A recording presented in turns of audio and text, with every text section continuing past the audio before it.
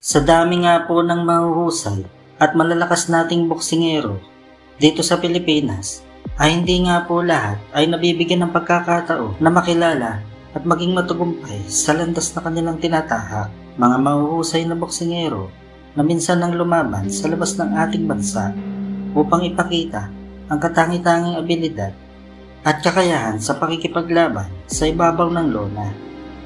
Tulad nga po ng kababayan natin na si Michael Enriquez na binansagan nga po na The Blade. Dahil nga po sa talas at lakas ng mga kamao nito, pinagmamalaki po ng mga taga Cagayan de Oro, Misamis Oriental, ang boksingerong minsan ang dumayo at lumaban sa labas ng ating bansa para sa bakanteng kampyonato na light flyweight title.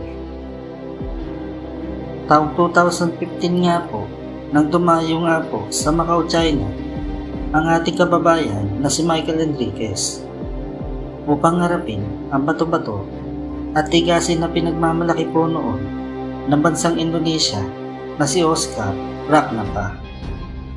Kilala po ang Indonesian fighter sa pagiging matigas nga po nito na tila bala yun sa pagiging agresibong boksingero. Mabibigat din po ang mga suntok nito, mga idol.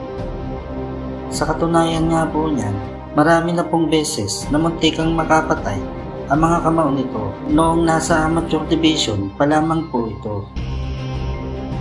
Kaya naman, kailangan po talagang mag-ingat ng kababayan nating Pilipino sa Indonesian boxer na ito. Sa kabilang banda naman po, mula sa kababayan nating Pinoy, matapos nga po ang dalawang impresibong panalo nito sa Pilipinas, ay sa una pong pagkakataon ay lalabas po ito ng ating bansa upang lumaban sa isang title match. Kaya naman dito ay masusubok po talaga ang kakayahan at lakas ng ating kababayan mula sa pambato ng Indonesia, mga idol. At ito na nga po, sa mismong laban ay mistulang naging isang street fight ang naging bakbakan ng dalawa. Sobrang bibigat po ng mga binibitawan ng mga suntok at talagang mapapabilib ka sa ganda po ng laban. Halina't panoodin po natin ang highlights ng laban, mga idol.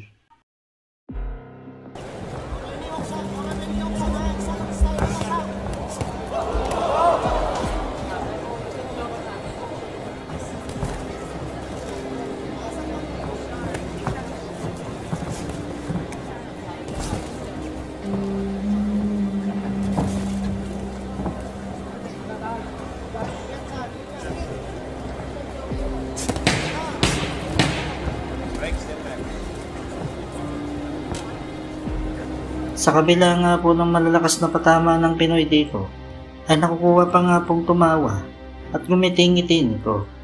Samantala ang kababayan po nating Pinoy ay seryoso at focus nga pong pabagsakin ang makunat na si Raknapa.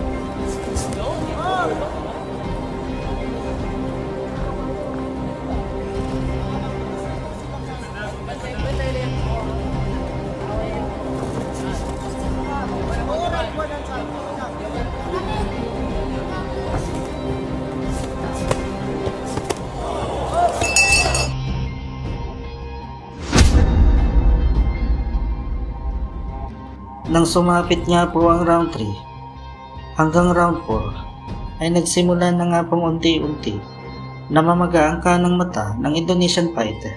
Pero matigas po talaga ito. Nagagawa pa rin po nitong tumawa sa kabila nga po ng pinsala nito sa mata.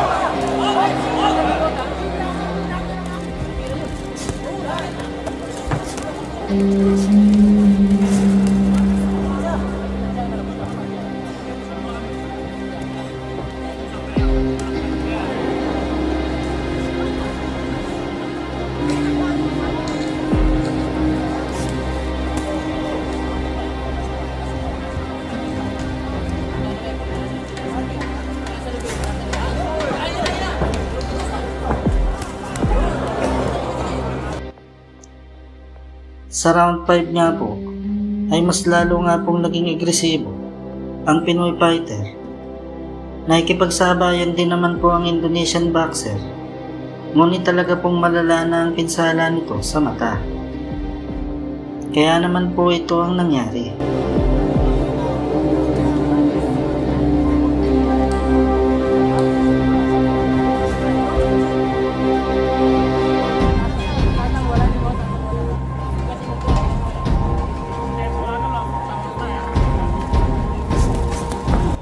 Nanalo nga po ang Pinoy sa isang technical knockout sa round 5. Matapos nga pong hindi napayagan ng doktor si Raknapa na ipagpatuloy pa ang laban.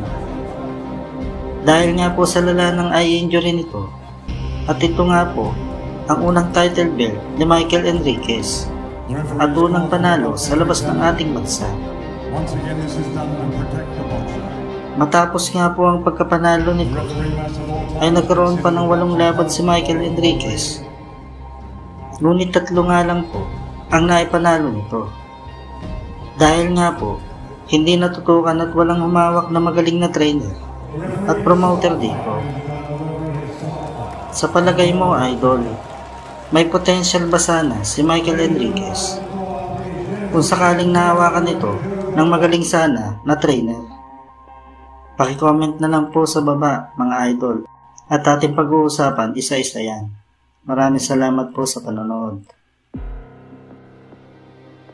Kung nagustuhan mo po ang video ito, ay huwag kalimutan mag-subscribe at pindutin mo na rin ang notification bell para lagi kang updated sa susunod pang mga video. Maraming salamat po, mga idol.